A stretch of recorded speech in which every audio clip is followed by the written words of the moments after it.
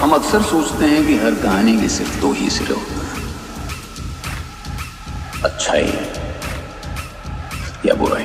अरे कहा कर रहा है यार, एक्शन के लिए आए, हमको भी पता है हाथ में चक्कू है साला, वीडियो पे गाना आ रहा है, निकल जाएगा। पहले सुन लेते हैं ना, 2 मिनट का फर्क पड़ता है। क्या है स्वर्ग, क्या है नर्क, क्या है पाप पुण्य, सत्य सूरज।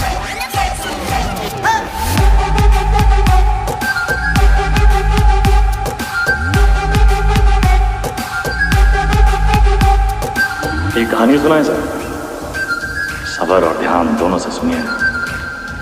इस बार सिर्फ मजा ही नहीं, ताज्जुब भी होगा।